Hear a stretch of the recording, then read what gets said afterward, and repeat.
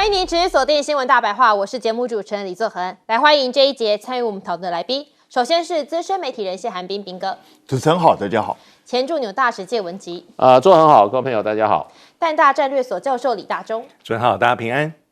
好，我们先来看哦，是就在明天6月9号的时候呢，中美又要再度进行磋商了。那这一次的磋商是在伦敦来进行，不过呢，其实这原本就是大陆外交部他们要来访问英国的行程。那当中呢，其中一个部分就是要来跟美国进行谈判。好，那当然分析师就说这个接下来谈判到底可以谈到什么呢？北京学者认为因为你可以看到这一次呢，美国的商务部长也加入了团队，所以呢，中美谈判中方也可能面临一个非常艰巨的任务。因为卢特尼克一直是支持高关税、减少联邦赤字的人，所以预计在关税的问题上，他会采取比较强硬的态度。那在这个之前呢，我们看到主要是因为受到川习通话之后的影响嘛，所以呢，大陆驻美大使就喊话说呢，希望美方可以和中方一起并肩而行，那落实元首谈话之后达成的重要共识，也就是撤销对于中国实施的错误举措。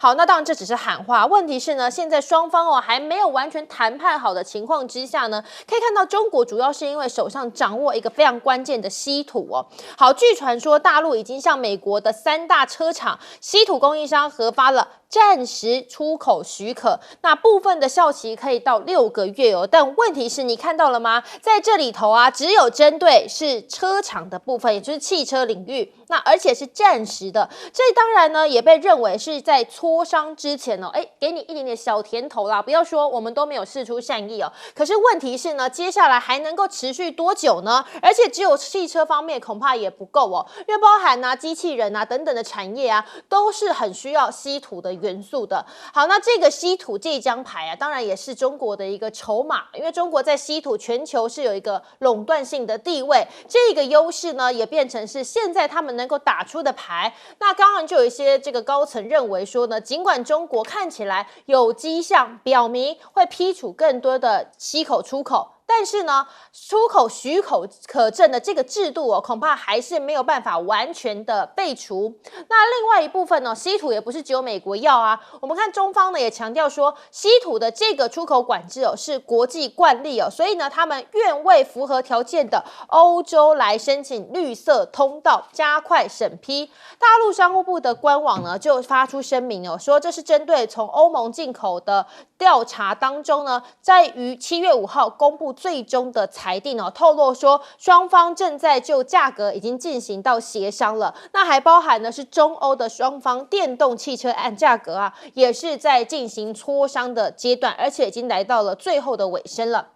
好，那另外是呢，现在大陆的晶片当然呢，你这个要有筹码之外呢，你筹码也不能被别人掌握所以呢，晶片的部分希望可以摆脱美国的这个依赖性好，这个对于对中研究顾问公司呢，就强调说，美国现在想要在稀土方面摆脱中国，可是看起来很难，至少是要10年的时间。而中国呢，被美国紧掐着脖子最严重的晶片产业当中现在中国已经开发出一些自主可以控制的国产晶片了，所以在这个阶段呢，中国当然是有一些领先的优势，尤其是你看到在华为的部分现在呢，新的这个鸿蒙折叠电脑打开之后，发现很多 CPU 电源等等这些晶片呢，都是靠自己人家说呢，靠别人不如靠自己所以呢，现在就拆开主机板之后，发现好多都是国产的晶片。另外是呢，摩根士丹利也顺便来先曝光了这个 DeepSeek R2说呢，在里头也可以看到很多都是中国自己使用的晶片，他们摆脱了对辉达 H100 晶片的依赖，转而采用的是华为升腾的晶片来进行一些训练或是接下来这个 AI 的推理作业那另外是呢，亚马逊现在也传出他们正在开发一种人形机器人来作为这个一个软体，最终就是目标要来取代送货工人的工作。那现在还在测试的阶段，而测试的项目就包含像是语数这些你都知道是大陆企业所研发出来的技术所以看到呢，双方在角力的过程当中其实呢也在比说谁被人家掌握的更多啦。好，这些大使怎么看说现在中美即将要磋商了，那接下来可能会有更进一步的这个进展？我觉得基本上美国没有占到优势啦，对，因为事实上的话，现在美国被卡脖子卡得很厉害，主要就是卡稀土。那美国的有几个车厂，像福特，听说有1、2条生产线哈，现在因为缺乏这个永动电池，因为这个主要原料在稀土，所以就车子就是说没有办法生产，很多就停工了啊。那现在有这个问题的不只是美国，欧洲的汽车也出现这个问题，日本的 Suzuki 也出现问题，那这个印度的 Tata 也出现问题。这并不是说中国大陆现在稀土管制以后你们都拿不到了，而是说这个申请的程序哈，大陆方面的说法就是说，现在大家都来申请，因为量很大，本来不需要申请。那这个过程中又有像印度这种国家哈，他出那个伪造的这个切结书被抓到了。比如说这样，你申请稀土，除了你要填报你的最终使用你这个稀土的厂商是谁。因为中国大陆对美国的有些军火工业已经明白讲说不能够跟中国有任何商业往来，比如说这个雷神公司，那雷神它又是用稀土的大户啊，中国大陆就是说你每次你就是说你到处这个对中国做出不友善行动，中国大陆那雷神公司我们现在不准跟他往来，那所以你今天你任何的出口商的话，别人跟你买的时候，你就要问那个买方，你就要问清楚说。这个稀土最后会要给谁？对，怕你洗一洗到最后，你不要洗给雷神了，不行啊。所以呢，这个中国大陆一定要弄清楚。那这个过程中就要查证。那当然，稀土都在中国厂商手里面，那人家跟你来买，你就要叫买方你要弄清楚，这个需要查证。另外一个就印度厂商作假的那个就叫什么？那个叫稀土和平用途切结书。你今天你跟我买稀土，你要保证哦。你这个稀土最后不管你造晶片也好，你造这个永动电池也好，你去做雷达也好，都要必须是和平用途，不能做军事用途。是，那印度就造假30份，那所以它的审核就很慢的。那你像全世界现在跟中国买稀土，它都要这个程序就塞车，而且美国当时它可能有一点也没有搞清楚哈，中国大陆是没有错，在上一次在这个日内瓦的会谈里面双方的联合新闻稿里面有提到说，中国大陆会撤销或者说重新来检讨，在4月2号以后，针对美国的贸易反制措施里面的非关税贸易障碍部分。那美国就讲说，非关税就是稀土啦。那问题就变成就是说，中国大陆4月2号以后所禁止的稀土，只占目前大概有14项进口里面禁止出口管制的一半而已。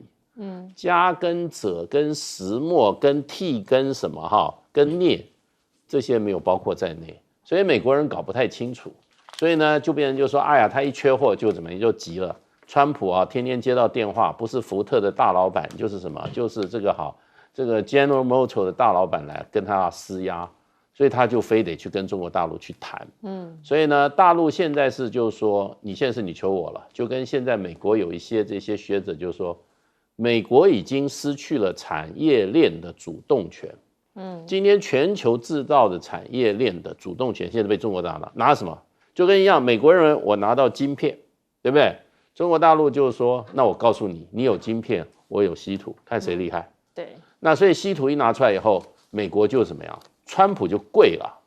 大陆外交部上不跪，对不对？因为事实上你用芯片一直打中国大陆，中国大陆一直讲说，要谈奉陪要谈我一定大门敞开，要打奉陪到底，所以中国大陆没有跪过啊。可是稀土一拿出来以后，川普发觉问题严重就跪了。那所以呢，事实上的话，那他很高兴啊，习近平跟他接他的电话了。所以后续还要到伦敦去谈。那我觉得就是说我看法，把这个把他的商务部长这个卢特尼克也弄去基本上就是去让步，不是去跟中国大陆还增加什么谈判的什么困难。因为贝森特这些人也不是傻瓜，贝森特应跟川普讲说，问题不是出在我，是出在卢特尼克，他老是卡别人。对不对？我们这个日内瓦的谈判都已经谈好了以后，你又全面禁止中国大陆的 AI 晶片，又禁止这个中国大陆这个919的这个引擎的零件，又禁止这个禁止那个，都是你卢特搞的，今天搞成这个局，所以叫卢特自己去面对中国大陆压力。那我觉得大陆的这个谈判代表这次应该是很好谈，为什么？手上有杀手锏。而立峰一定讲说，那就不谈，那你稀土就不要了。对。那卢特尼特他能不贵吗？所以我认为基本上就是说，这个两军对阵，你有杀手锏，你就是胜的一方。那现在美国啊，我认为只有挨打的份。两军对阵哦，看比谁的气场。来，彬哥，我觉得现在是很明白了，因为是美方急于要去解决这个稀土的问题，所以谁在让步？川普一定有在让步。那既然他已经是让步的一方了，那接下来你说卢特尼克去，他要再摆强硬的姿态吗？那就不要谈。不就这样吗？你去摆强硬姿态，那大家就继续。那干嘛谈这个谈判？对，就继续耗着嘛。对，那继续耗着，谁会倒霉？我想显而易见的情况就是如此。所以我不认为卢特尼克去还会去多刁难怎么样，那他就自找倒霉。因为如果这个谈判破裂的话，那美国这些大老板全部都要跳脚。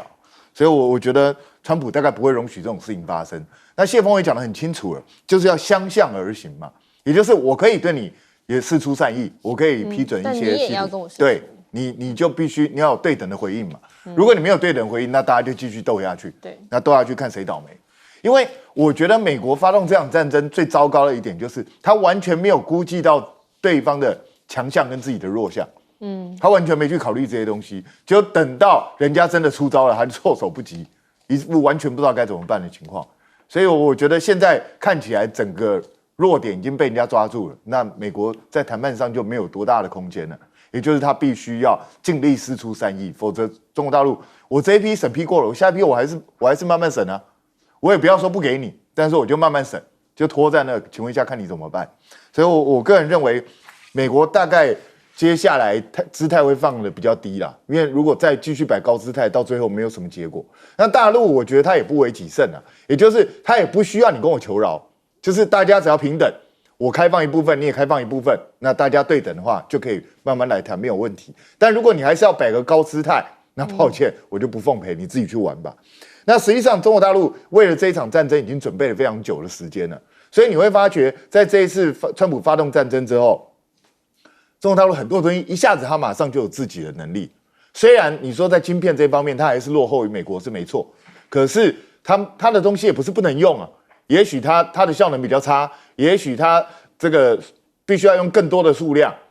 然后才能够累积到像美国晶片所能够展现的能力。但是他一样还是有他基本的能力存在。像现在 DeepSeek 的 R2 出来了，它一样很好用啊，而且运算能力也大增啊，而且人家还不用你的晶片。这就是黄仁勋一开始最担心的嘛。你现在让我损失了几百亿美元也就算，你未来等于把中国这个市场拱手就让给别人了，就是这样子啊。所以美国到底在干嘛？他自己搞不搞得清楚？这是我一直觉得，川普如果到现在还不明白自己犯了多大的错误的话，那美国未来可能会越来越糟。你说现在他们说至少10年就可以摆脱对稀土的依赖，真的吗？真的吗？因为稀土这种东西可不是这么好搞的。对，老实说，你研发什么就可以拿到。你的技术现在都还没有锻炼出来啊，你什么时候能够研发出来？而且你要投入多大的资本？你准备要亏损多久？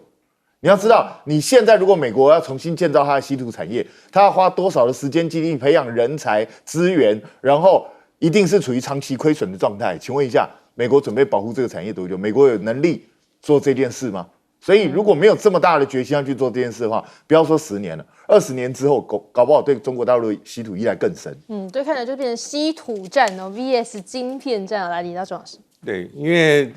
川普2.0关税谈判弄到现在很清楚，但稀土就是中国大陆手中最有效的反制武器所以说稀土已经是武器化。那这一点其实非常清楚。老实说，过去也有一些案例，但是在2010年的时候，当时中国大陆跟日本因为这个渔船的这个纠纷中国大陆渔船船长被这个扣押，所以当时中国大陆曾经短期2个月。对日本实施这个稀土的禁运，其实那时候就非常有效果，只不过当时注意到的人还不是很多。那稀土真正成为美中之间比较关切的一个议题，我觉得还是到川普2.0。那也就是我们在5月底突然看到这个贝森特开始讲一些很奇怪的一些攻击的话，那川普加码才会知道说，哦，原来以美国的认知是，他认为在5月12号日内瓦谈判的时候，他认为中国大陆已经对于稀土的已经放松了，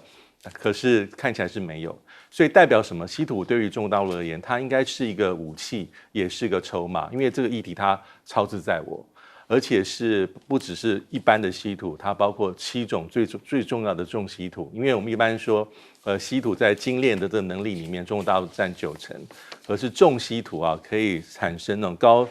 抗热的这个磁体。这个稀土重稀土，中国大陆的这个精炼的这个能力或者是产量，应该是全世界9%点几。所以非常非常关键跟重要性，所以这个武器是目前来说被中国大陆掌握在手上。所以最后有一个6月5号习近平跟川普的通话，我觉得通话还是不能够小看，因为他已经预告马上要举行在伦敦的这个会谈。对，那刚才大家有特别提到说，因为川普在之前就已经有预告说，这一次卢特尼特会去，因为我们知道美国的商务部跟财政部，它其实功能是还是有点区隔的。财政部这个贝森特一般来说是比较务实，他所管的照理说应该，比如说是美债，美国的财政政策、美国的金融政策，商务部应该是要促进美国在全世界的企业利益，但出口管制这个议题其实是商务部在管的，所以这一次日内瓦在伦敦的会谈里面其实美国的3位最重要的这个要角都到了，对，还有包括 USTR 的这个格里尔，那还是对这个何立峰。可能应该会有一些小小的成果才对，因为我会很重视6月5号在川普跟习近平电话里面特别提到，因为双方互邀对方国事访问，那重点是川普说他愿意去，他会去，我觉得这是一个重要的迹象，因为代表说这个贸易谈判谈之后，应该最后会到一个平衡点，这平衡点是也许好的理想上。可以让川普对内宣布说我胜利，那实质上其实中国大陆也处于一个比较好的一个有实质上的利益跟优势。我觉得如果是这样的话，今年美中领导人峰会，而且是川普去中国大陆的几率是有的。那大家不要小看这一步，因为这是2017年11月之后，美国领导者第一次到中国大陆的土地上，而且那一次是川普1.0。那这次可能是川普2.0，所以在这一次的这个稀土战、贸易战里面，我觉得已经跟川普1.0的时候大有不同。就在当时我们很清楚，谈了大概20个月的贸易谈判，那最终有美中贸易的第1阶段谈判，但整个谈判过程看起来是，我觉得中国大陆还是比较被动，而且当时中国大陆的谈判的姿态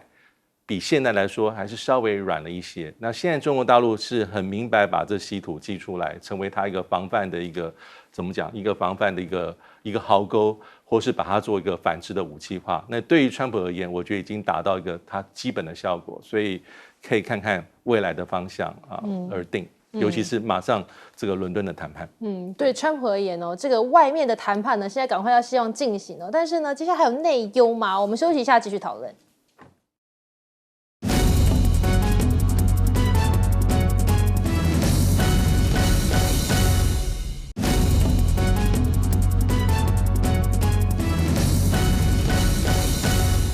欢迎回来，新闻大白话。我们刚上一节呢讲到说，美国现在还面临到内乱的危机，怎么说呢？来看加州现在发生了暴动，那川普呢直接派兵镇压这些抗议的群众。画面上你可以看到呢，这个警民冲突像是呢丢这个烟雾弹啊，或是呢直接他们就拿着盾牌震爆警察呢也一起上街头了。那这样警民对峙的情况，当然已经现在是越演越烈了，因为呢美国总共是有2000名的国民兵突然就进驻到了加州了。那这个冲突持续在升温大家很担心到底什么时候会画下休止符尤其你看到这个混乱的场面，在美国加州的街头呢，很多地方都发生了类似的状况看警察是直接就拿这个水柱来喷这民众。好，那我们就看到我们加州的州长呢就说，联邦政府他们正着手接管加州的国民警卫队那这个举动呢就被质疑说是故意煽动性的吗？吗？是不是只会加剧紧张的局势呢？好，那国防部长呢就说，这个暴力如果持续升级的话，他们更可能会直接调动现在的现役陆战队到现场哦，而且还描述陆战队都已经进入到高度戒备的状态喽。那川普呢，则是向这个加州的州长说，他就是无能。那川普呢，还说传出啦，干脆我就好，你不听我的话，那我就直接砍掉加州的补助啊，所以也让加州州长回呛那好，你要这样的话，我们就停缴税哦。而且他还说，加州人缴的税啊，可比你的补助多了超过800亿美元哦。加州人其实都一直在为联邦政府付账单。好，那不管如何，从经济面上啊，从国防面上啊，整个呢，加州现在陷入一个非常乱的局面哦。那如果呢，把加州啊视为一个独立经济体的话，确实数字来讲，他们的 GDP 就足以位居世界第4，仅次于美国、中国和德国。可是你注意到，它是只有一个州哦，它就已经可以跟这么多国家媲美了，那么超越了日本跟英国。好，那另外呢，说到加州的问题之外啊，还有是现在川普跟马斯克啊2个人上演的分手擂台大戏，已经第3天了。好，2个人可以说是呢，没有人要让步。川普呢就说他根本就没有空理马斯克，他现在满脑子都是在对付中国。可是呢，马斯克啊就直接点名说在这个银媒爱普斯坦名单上呢，川普是榜上有名的川普回应了，他是转发了他这个生前聘请的辩护律师发文说对方啊肯定说没有任何会伤害到川普的资料但马斯克自己呢，却后来呢把这样的震撼贴文他就偷偷的删掉了。但问题是来不及了，大家都已经转贴了，也截图保存了。那面对马斯克现在呢，攻击的手段不断，有消息人士更直言说，川普啊还偷偷问了幕僚说，马斯克这样的作为是不是因为嗑药呢？还甚至警告马斯克说，如果你接下来敢挺民主党的话，就会付出严重的后果。那到底为什么川普跟马斯克一夕之间2个人说翻脸就翻脸了，友谊小船说翻就翻呢？大家就传出说，是因为第一个，川普拿到了 NASA 署长的提名人马斯克的挚友曾经向民主党人士捐款的证明，所以他非常生气，就跟马斯克2个人进行对峙。那一边念出来，一边还摇头说他的行为非常不妥。马斯克觉得他自己也被羞辱了。那另外呢，还有说是为了这个大而美的法案啊，川普不是说要有税改法案吗？结果现在呢，变成是一个丑又大的竞争吗？因为这个税改法案让马斯克相当的愤怒，因为这对于这个特斯拉来讲会损失可能非常惨重。那分析师还说，这个法案会导致联邦未来10年赤字增加2.5兆，相当于1年 GDP 的10%以上。而且呢，这样的减税措施最有利的竟然是这个1%的富有人口所以这到底是有利于谁呢？那另外是呢，川马口角啊，大家形容说这是史上最贵的一场口角之外呢，可能还引爆国安危机吗？因为川普呢还是在社群平台上就发起了投票，提议说建立新政党结果呢吸引了563万多名的网友投票。那马斯克呢也发文提及说，他可能呢新的党名我们就叫做美国党。那如果马斯克呢成立这个美国党之外呢，川普还威胁说呢，我要撤销和马斯克旗下针对 SpaceX 的签订联邦合约。随后呢，马斯克还威胁就说，好啊，那我会立刻开始退役他们的龙飞船不过后来马斯克当然是收回了这样的威胁啦。其实大家也很担心说，2个人这样一闹下去啊，会不会也演变成美国一个国安相当上的大的问题好，那有参议员呢更直言说，要求卢比欧提供川普政府根据这个国防生产法对他的权利和这个相关的这个进行的任何分析主要就是要解决供应商被锁定啊，或是垄断，或者是承包商拒绝满足国家安全需求的问题因为很担心像是马斯克这样的事情会一而再再而三的上演先请教介大使你怎么看说现在加州啊这一场暴动啊演变成州长跟这个国防单位的战火了？对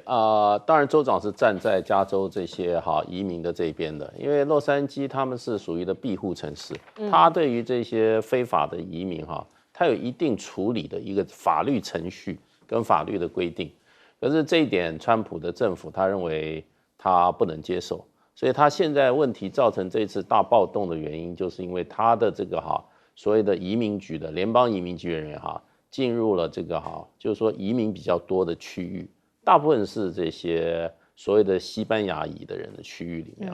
它里面他执法的这个情况叫这些抗议的群众说他完全没有遵照什么。美国的法治除了法律是讲得很清，另外还有一个叫 due process of law， 意思就是说法律程序。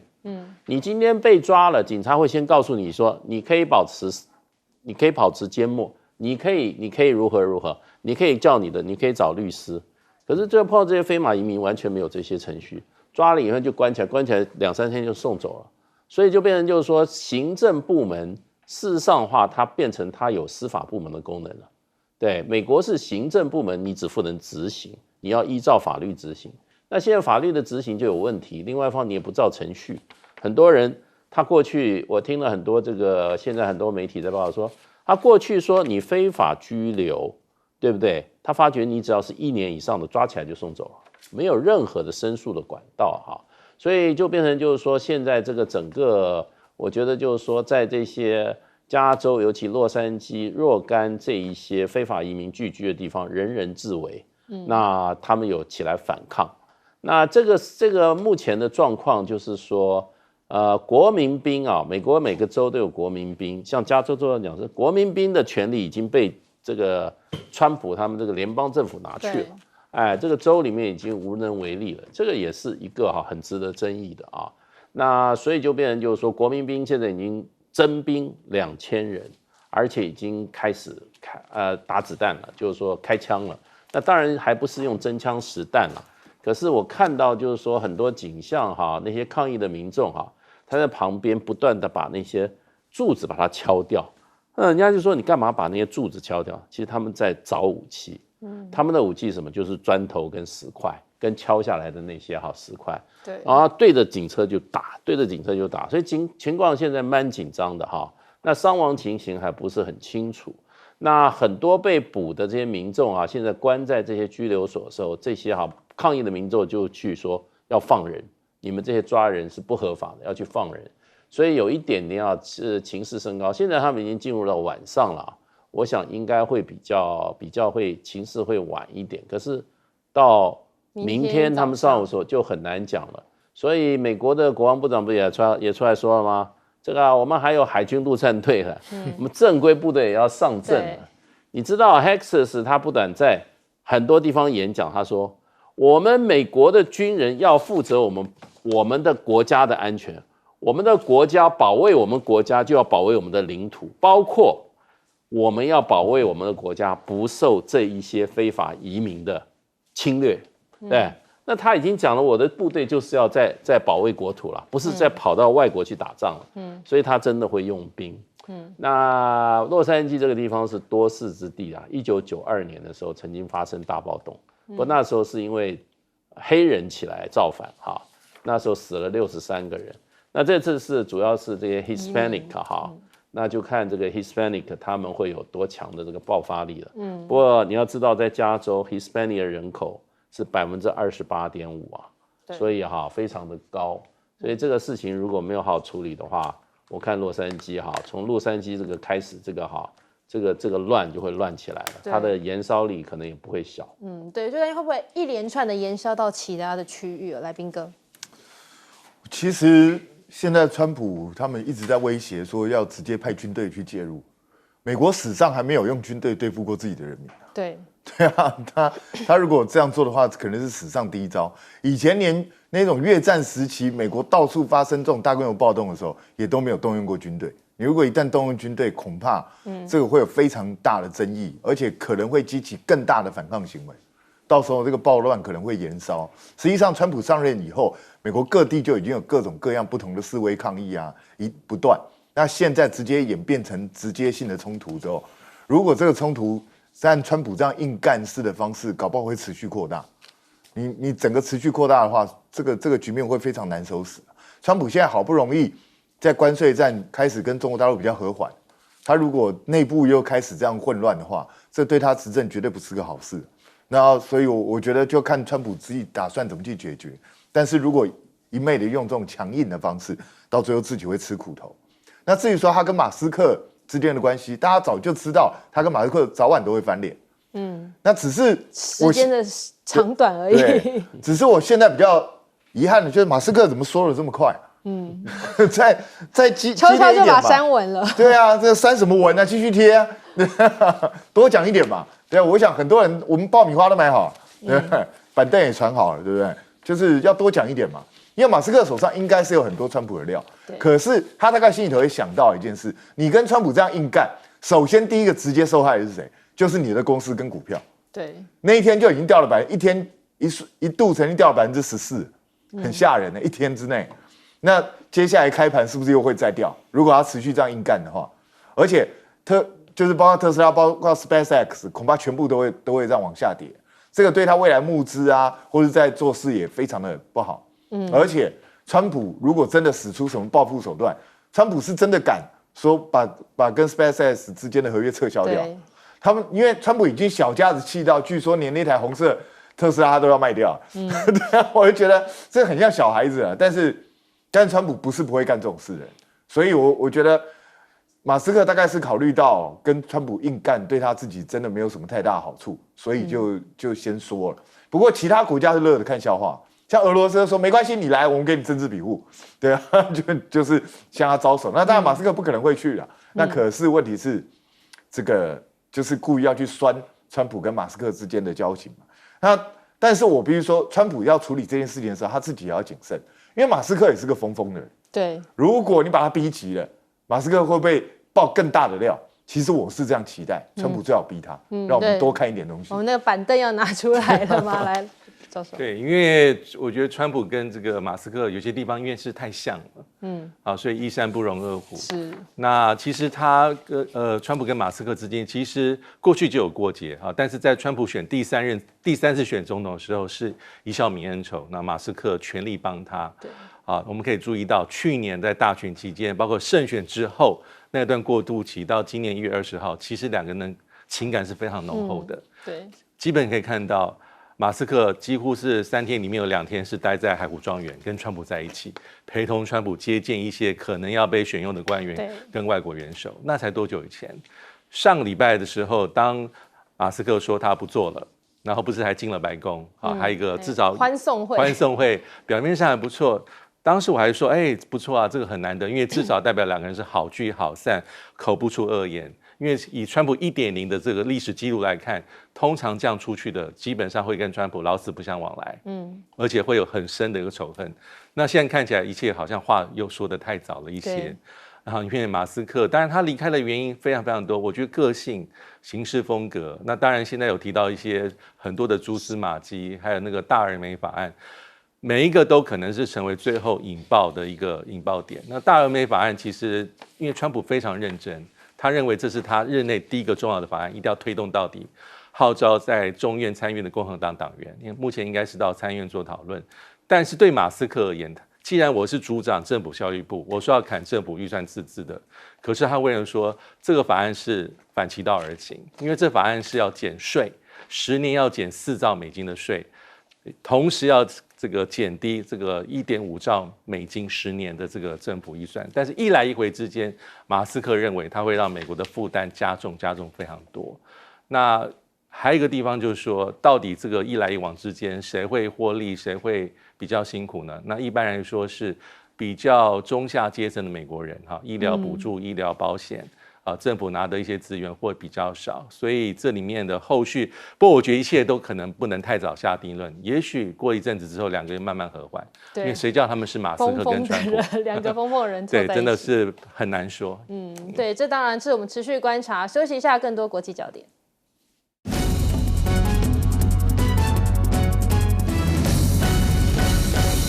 看到是今天是8号，明天9号，在英国伦敦即将上演的就是中美贸易第2次谈判。这次中方呢是由他们的副总理何立峰率队来谈。那因为呢，他8到13号其实本来就定了，他要去英国这边访问。是不是因为这样，所以特别把这个磋商的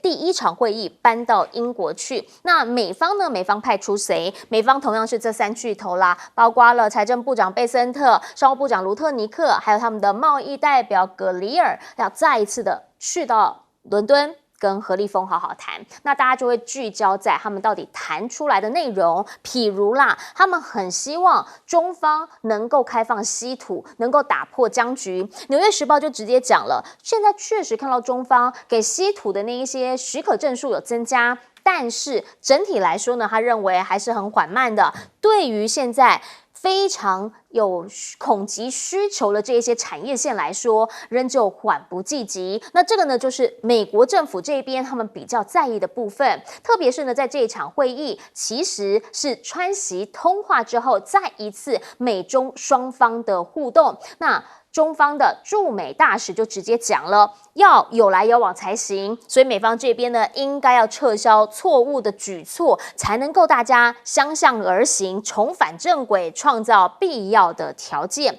这里面呢，就包括了前2天你有没有听到？对，他对乙烷，他现在也说我不卖给中国了哈，原因是因为呢，他即将美方这边要对乙烷呢来做出口的管制，这一点呢，就是让他们自己的货运船滞留在美国的墨西哥湾沿岸这里。现在看到就有3艘的货船放缓行驶，在这个水域逗留。因为其实呢，本来中方这个是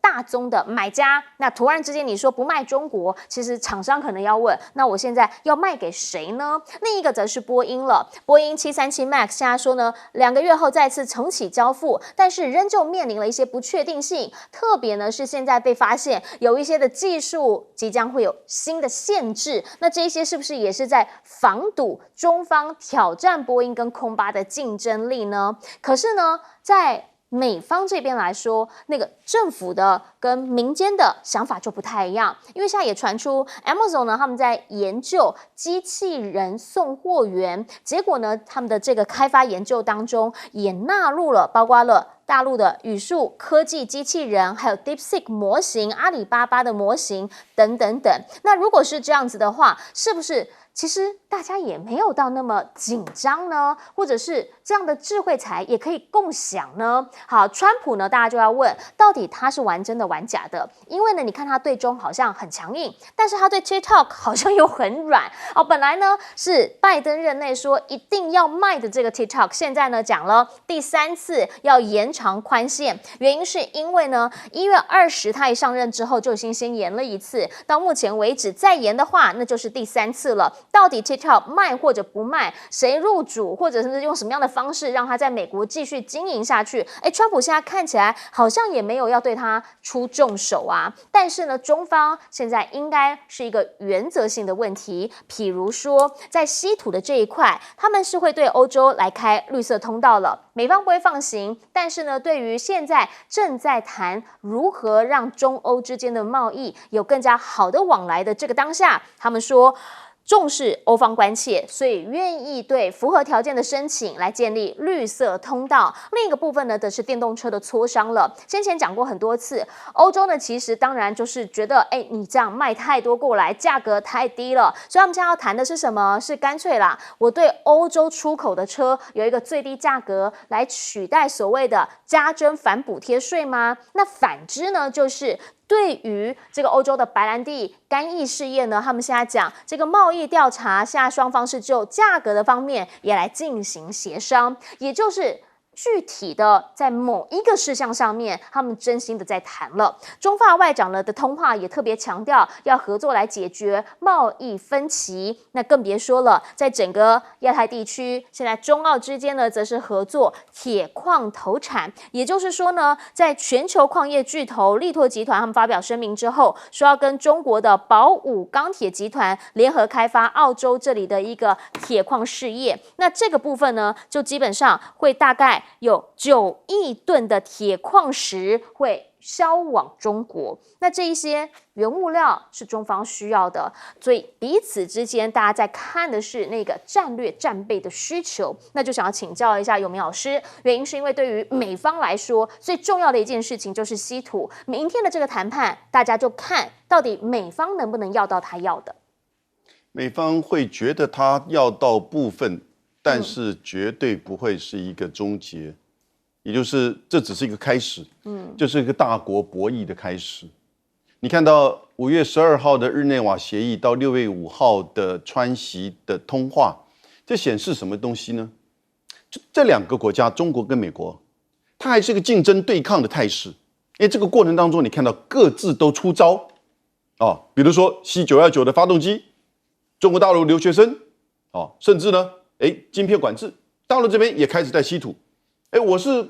这个接受你申请，但是我有我的程序。所以呢，6月5号他们通了电话，6月9号要来谈，表示什么？双方是竞争对抗的态势，但双方中美也相互依赖。而中国跟美国打了8年的贸易战、科技战，他对美国的依赖程度其实是与日俱减，而美国对中国的依赖程度其实是与日俱增。也就是美国依赖中国的进口商品，你家里面70%的东西，大概60%以上都是中国制。然后呢，所有的工业，所有的经济投资都跟这个有关。倒过来，中国大陆在2010年开始第一次采用稀土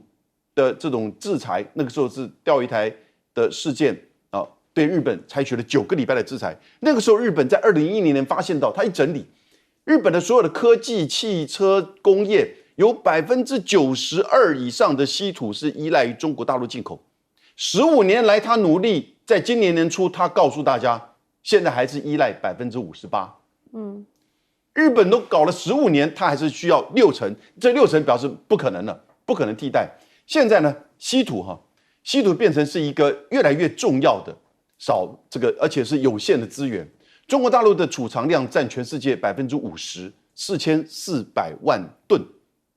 万吨。然后呢，它的开采量是只有27万吨，去年那占全球的70%。那更重要的是，它的提炼在3大类。永久磁铁90%，然后呢，稀土金属90%，稀土氧化物85%，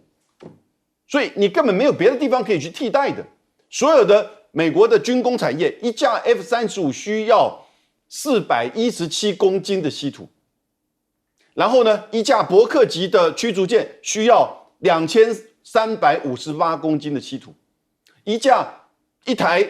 任何的美国制造的汽车。你的这个里面所有的感测器、你的动力，甚至你的玻璃防紫外线的玻璃，都需要稀土金属跟氧化物。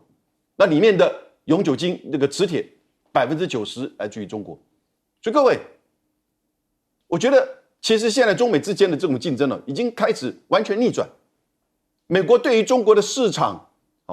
然后呢，进口的商品以及投资的需求。然后呢，美国在稀土上面基本上是被中国给卡了脖子，而且它卡了全世界。而且稀土这个管制其实是全世界各国都在做管制，有些国家只出口微量，马来西亚、日本都有。为什么？因为它是军民两用，军民两用的东西其实是从冷战时期就是一个管制。可是呢，也并不表示说民间不可以使用，事实上是大量使用，但它要确认说你民间使用是真的民间使用，而不是跑去做这个武器。跑到黑市场里面，所以这种全球的，就是说管制出口，这个都有。那中国大陆就说，我只是管制的过程程序，我依照我的自己的速度，所以它也不是禁止出口。但美国呢这边就受不了，因为它固定的需要这个量，你看像是 F-35就要417公斤，那如果不够的话呢，停产。所以美国现在3大汽车行业就面临到很大的问题，川普就已经急了，所以现在他一个一个又开放，现在。哈佛的国际这个学生也可以进去了然后呢，你就看到6月9号绝对会是以稀土科技关税为重点。那这个时候，中国也摆开这个态势了。陆丰，中国驻美国的大使就说：“你也要看看你自己，有一些你禁止对我制裁的东西，是不是有这个必要？我们相互的依赖，其实可以让国际合作做得更好。你就像是阿嬷总在用。”大疆或宇树的这些无人机或者是人形机器人，其实这不是相互的帮助吗？而且绝对的帮你省成本，绝对的更有效率。因此，我是觉得中美之间大概慢慢的会知道彼此之间一定是竞争对抗，但又互赖。但是这个大国博弈的态势不会终结，而中国在稀土以及市场以及商品制造这个层面呢，在整个中美的竞争过程当中，渐渐开始采取主动的态势。是，来请教一下左老师。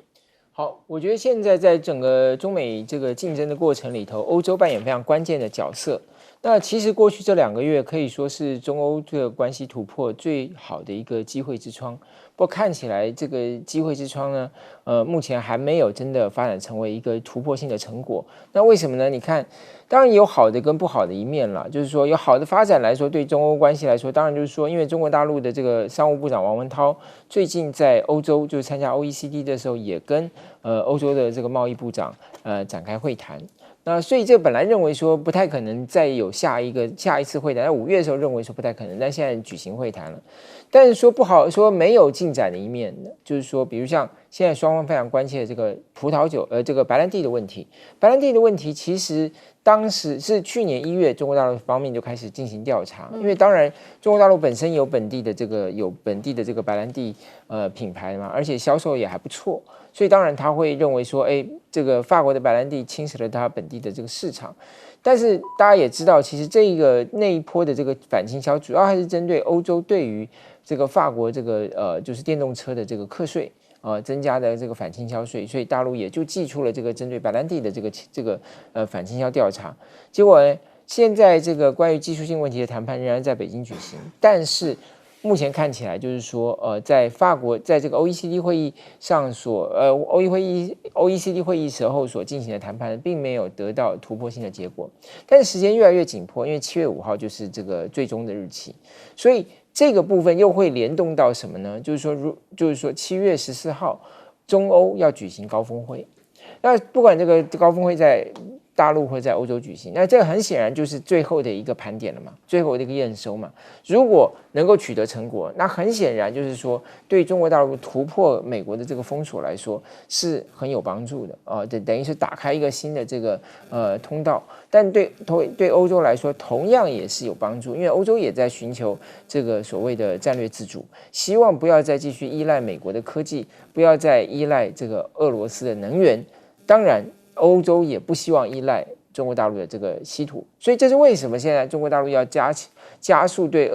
对欧盟的稀土的这个出口，就是要能够加速跟欧洲之间的一个合作。但时间真的是剩的越来越少，能不能够在几个关键的议题上，双方能够得到进展，包括所谓对这个电动车的反倾销调查，这当然在欧盟方面，大陆方面就是针对所谓白兰地的这个调查。那这个部分其实对于整个中国大陆在整个全球的这一盘局上是非常关键性的一步。那当然，现在欧盟方面也有一些新的措施，对中国大陆是比较不利的，比如像什么呢？第一个就是说，在针对所谓大陆的厂商在欧盟市场内的这个所谓医疗设备的这个参与所谓的政府标案，政府的这个政府采购，它这个其实对于中国大陆来讲，等于就是说前面的问题没有解决，新的问题又出现，所以这个当然会是一个干扰双方有具体进展的一个举措。第二个其实就是欧盟跟这个美国之间的贸易谈判。看起来是有一些进展的，但是进展到底多少，其实还不一定。为什么呢？因为表面上看起来，其实应该是比以前更糟糕。因为最近川普才又加了这个所谓钢铝的这个关税，从25%到50%。可是呢，不断的有消息就是说，欧洲的谈判代表认为说已经有一些实质的进展，所以到底是真是假，这个有待进一步确认。可是万一川普跟这个欧盟之间真的有进展，而大陆跟欧盟之间没有进展，那这个情况就会变对大陆相当不利。是，来请教一下将军。那个美国也急着跟中国大陆在经贸、在关税上来做谈判。中国大陆来看的话，是他握了3张的王牌在手上，让美国在这方面不得不重视。第一个就是稀土，因为稀土现在中国大陆说要开绿色通道，可能就是给一般的这些企业或者是生产的这些大公司，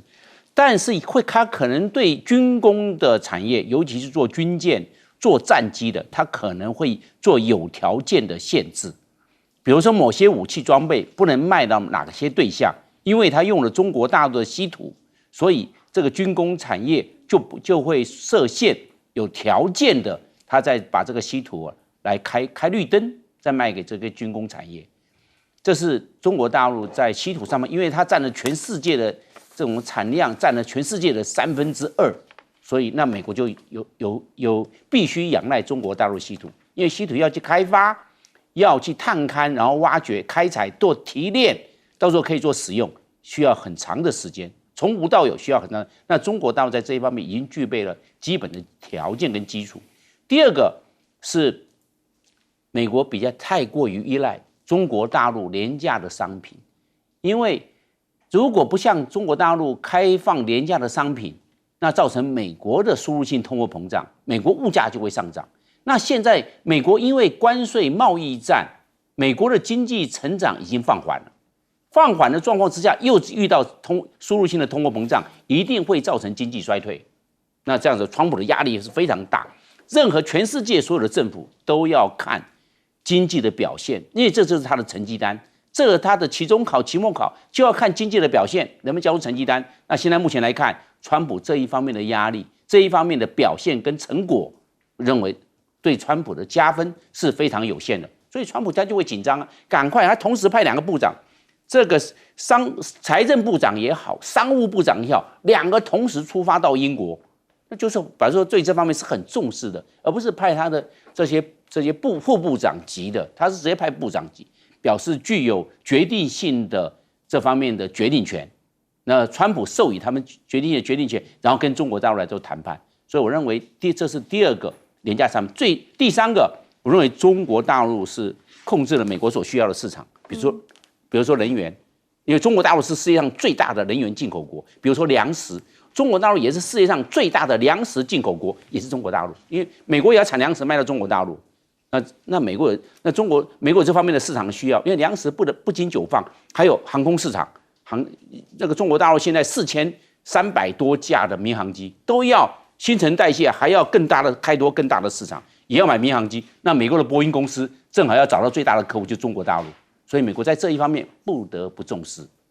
好，其实呢，美中之间还有一个指标，也就是两边的民间交流。先前传出呢，这个川普政府不让所有的哈佛国际生，特别是中方这里的国际生呢，去办签证。目前看到剧情急转直下，也就是呢，国务院转弯了，要恢复哈佛大学相关学生还有交流访客的签证申请程序。那这代表释出善意了吗？但是呢，你看到的是目前他们境内有其他的事情正在发生当中，好，包括了移民局动起来了。这一位您有看过他吗？网络上他还蛮红的，他的这个追踪人数是破亿的。一名网红叫做面瘫哥卡比拉梅，他其实是意大利人，25岁的他呢，现在1.62亿的订阅数，让很多人望尘莫及。谁跟他合作？来 ，Tom Cruise 认识吧？好，威尔史密斯认识吧？小劳勃道尼认识吧？这些好莱坞当红巨星，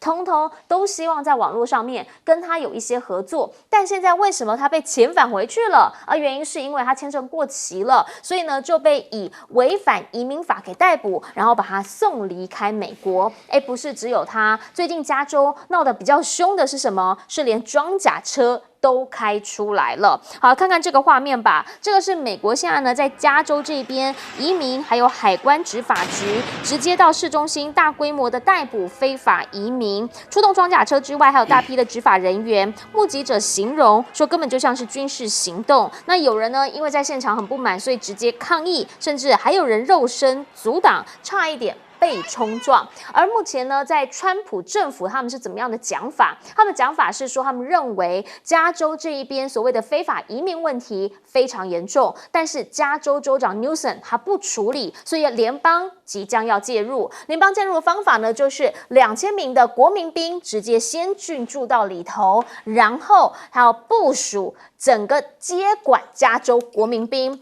川普呢直接有发文，他的意思就是加州这些民主党的这一些市长啊、州长不干事儿，那就让我来处理问题。甚至还撂话，之后再不行的话，他就派陆战队直接进驻洛城。那当然啦，对于平民百姓来说，很多人会讲说，这样子会不会影响到他的生活？那白宫的高层讲啦，如果你抗议的话，这个叫做叛乱，这是他们的副幕僚长讲法，说原因是因为他们是在扫荡非法移民，所以如果你不服的话，那这不等同于叛乱吗？只是这一些的做法，对于加州当地人是怎么样来看？加州州长 Newsom 他是这样讲的，他认为这是在制造混乱，而且呢会侵蚀信任。拆散家庭，甚至最重要的是这个损害支撑美国经济的劳动力还有产业。毕竟在加州这里，确实这一群非法移民，他们也撑起了很大的一个加州的经济，因为很多工作美国人不愿意做，是他们帮忙给扛下来的。美国内部还有另一个问题，就是到底你们那个联邦白宫里面目前的势力消长问题，好，川普呢跟马斯克两边这交情真的是画下句点了吗？现在甚至还传出川普直接威胁马斯克说，如果你在其中选举敢去挺民主党的人的话，我就要你付出严重后果。他的呛虾是什么？政府有签合约吧，合约不少对吧？如果说呢，你现在不好好跟我合作的话，那也许要彻查和政府之间的合约，一大笔钱哦。但是呢，也有人是这样看的，说你要知道，现在呢，在美国境内能够像 SpaceX 那样子，直接跟 NASA 还有跟五角大厦合作的，恐怕也没有第二个哦。所以呢，他们认为，如果你真的跟马斯克闹翻了，那凸显的是你太空任务你已经被 SpaceX 给垄断了。你觉得你真的有其他的选项或者是选择吗？那两个人翻脸扭实的讲法是，这个叫做核反应炉的炉心熔毁啊，原因是因为两个人是肝胆相照嘛，现在变成肝胆俱裂，那真的就是核反应炉的炉心啊。如果整个熔掉的话，那是不是真的就是决裂的毁灭式的决裂？马斯克看起来啦有一些善意，原因是因为呢他本来有一些骂川普的文章，现在说删文了。好，可是呢川普这个人，你删文他就会接受吗？你要怎么样道歉他才能够接受这样子的一件事情？还是说，其实两个人最后就闹翻了，那之后的美国政局会如何变化呢？回过头请教一下杨老师，您会怎么样来看？原因是因为呢，本来川普骂很凶哦，跟哈佛直接对杠。可现在美国国务院突然之间又恢复了哈佛国际生的签证受理，这个是暂时的作为啦。那因为6月9号要跟中国大陆在伦敦做会谈嘛，而且美国现在面临到几乎要内乱的情况啦，经济可能走向通膨，然后呢，在贸易的政策上，法院跟行政部门跟总统对立。现在在打官司，马上这个移民可能会变成内乱哦，暴动哦，还在进行当中哦，以及川马之间、马斯克之间，你看这个整个团队已经分崩离析了，过去的肝胆相照变成肝胆俱裂，破裂了。非法移民在美国的经济当中是一个重要的劳动力，大概平均有每年计算有将近1200万人口。他们工作是要缴税，你知道吗？这1200万在美国的各个地方所缴的税，比这个 Amazon、IBM、GM 汽车公司还有 Netflix 这4家公司交起来的税加起来还要多。你说对美国经济贡献大不大？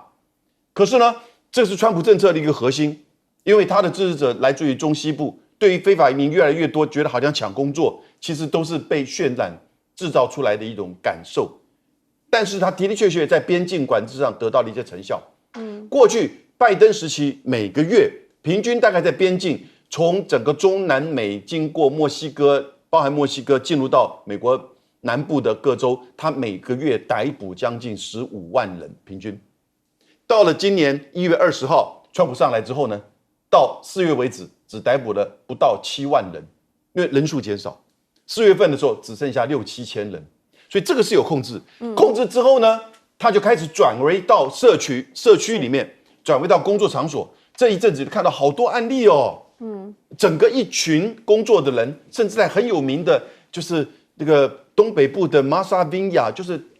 这个民主党人的度假胜地，他进去就集体去抓这些非法移民，然后很快的这个遣送，用一些不太合适的这个法律，甚至遣送错误，把他送到萨尔瓦多的反恐的监狱，因为那萨尔瓦多的总统非常喜欢川普，然后现在又把他送回来，然后送回来又再起诉他，所以你现在开始看到进入到这个帕拉蒙，在这个洛杉矶这个地方，6万的人口里面有5万是就是这个拉丁美裔。那因此，大家那个时候地方上都有在组成巡逻队啊，就看有没有联邦的车子进来，这些 ICE 也就是移民海关局的这些人进来，甚至是便衣进来，那一进来之后，发觉大家就赶快把他围堵住，以防止他们的家人或者是朋友被逮捕、被遣送，因为那个速度很快，而且好多的案例都是错误的，所以这一次发生的暴动，现在还在发生当中。现在当然一方面是这个因素，另外一方面呢，也是因为就是川普要对 Newsom， 就是加州的这个州长，未来很可能竞选下一任总统的 Newsom 开刀，因为他曾经说，我为什么缴税给你？我缴的税跟着我从联邦拿到的钱中间差800亿美元呢，我们台湾也一样，补助款的问题，所以现在变成一个川普政治完全无所不用其极的，想到什么就干什么，把整个美国弄得非常动乱。而他跟马斯克之间的这个关系其实一个最有权力的人跟一个最有钱的人合在一起的时候可以办大事，但是他们那个梦现在破了，那个大事办不成，因为马斯克说我要做这个 Dodge 政府效率部，要削减美国的官僚主义2兆美元节省，结果他这个130天只做到多少？1750亿美元，10%都不到。那当然他觉得他很挫折感，为什么？因为他觉得大家不配合他。但是川普上来之后，原来讲的跟你理念相合，上来做统治的时候，这些机构虽然是砍掉一些人，砍掉那些不是我同类的人，不支持我的人，民主党的人，但是其他的人都是我的这个就是等于是我的权力的展现的管道啊，我为什么要被你砍？所以基本上是有他的这个结构性的困难。同时，川普又通过了一个大美丽法案。也就是说，未来增加更多的美国的赤字预算，然后呢，也这个帮有钱人减税，然后呢，把基层的美国老百姓的一些福利给砍掉，纯粹的劫贫济富。所以马斯克受不了，马斯克也觉得我不愿意再当你的这个背锅。那但是川普也觉得你的利用价值结束了，拜拜。但是我觉得钱跟权呢，永远是结合的关系。他们知道不可能对抗，钱需要权，权当然目的也是为了钱。川普就是很有名的例子。这2个人现在的吵架，但是呢，我觉得可能不会这个继续的扩大。那我们继续看这场戏吧。好，其实大家都知道加州它的经济体是蛮大的特别是它 GDP， 因为就讲世界第4大经济体，就是仅次于美中德嘛。那给定一个数字，他们的 Q1 目前今年最新的 Q1， 他们 GDP 是达到4.1兆美元，是第1次反超日本，变成全球第1大经济大省的。那现在呢？川普进来这么一闹，肯定会对他们整个经济也会造成影响。那当然，对川普来说，他解决他认为的移民问题，可是其实也对他内部的政治的盘算是有的。请教一下周老师。的确我觉得因为川普要不断的创造一个政治话题，就是说，你看这些兰州这些民主党人统治就是问题重重。那当然，他现在派这个国民兵去其实他可能会碰到一个法律上、宪法上的问题，因为他现在派国民兵如果是派这个州外的国民兵就是非加州的国民兵，那他可能是他是变成说要经由加州州长，加州州长不同意的话，他的根据是什么？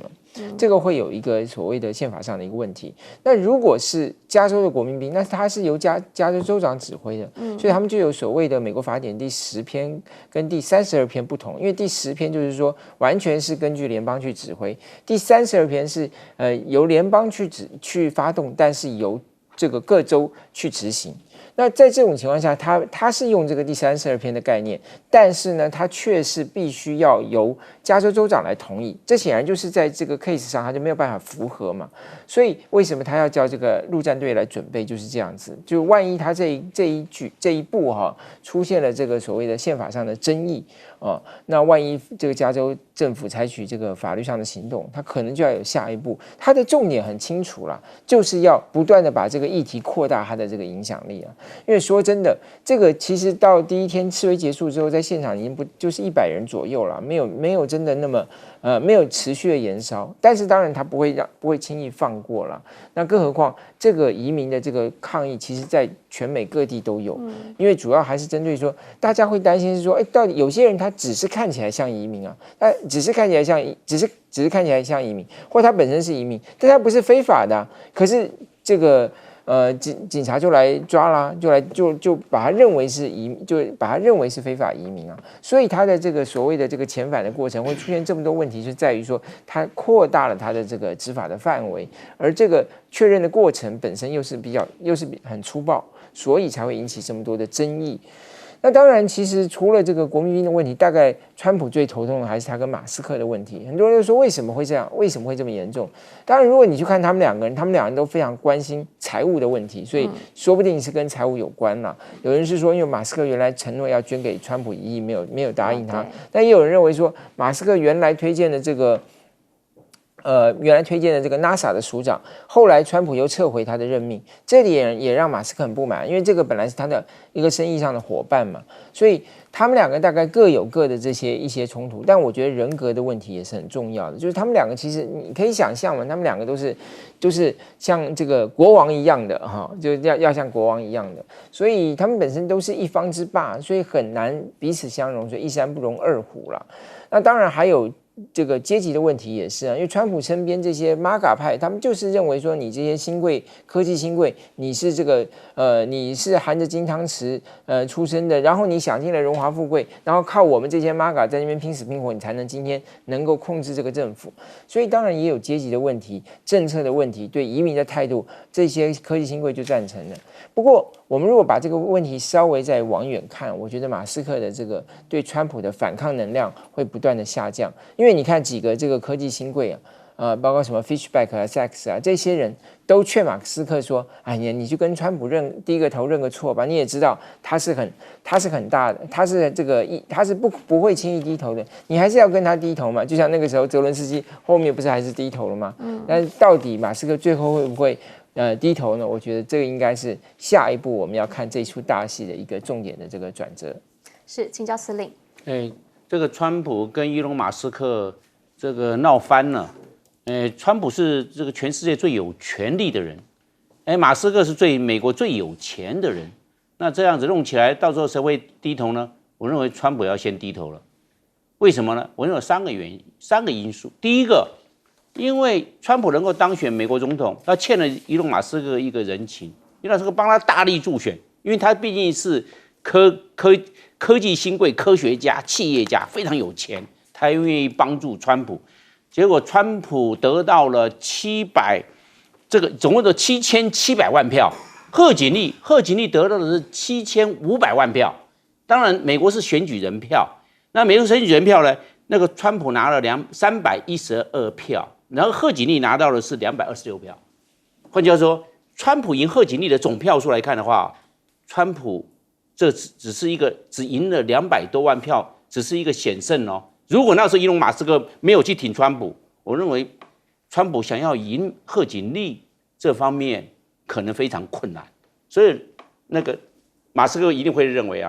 这个川普欠他人情嘛。那川普也知道来龙去脉，这是第一个原因。第二个，我认为那个伊隆马斯克他掌握的是尖端科技，不是一般的制造业，他掌握的是航太，这猎鹰9号就是航太。那这都是还有 Starlink 星链也是掌握在太空中布置星链，也是伊隆马斯克。那伊隆马斯克呢，他还搞了特斯拉这个新能源车、电动车，也是都是科技的前端。然后现在伊隆马斯克还搞营建、搞盖房子嘞，所以伊隆马斯克他企业就非常的大，非常的多，所以伊隆马斯克底气会比较够，他也不缺钱。所以这样子的话，继续玩下去，我认为川普在这方面应该会有所调整，会有所让步。第三个就是我们川普的战场开太多了，在国际上有贸易战，有俄乌战争，有以巴冲突太多了，在国内有这个驱逐移民，有这个哈佛大学的国际生的签证事件，太多事情了，还有联邦的这些赤字要瘦身，所以川普的这个战场开太多，会造成他穷于应付，疲于奔命，所以川普可能会缩小战场，向伊隆马斯克稍微低头。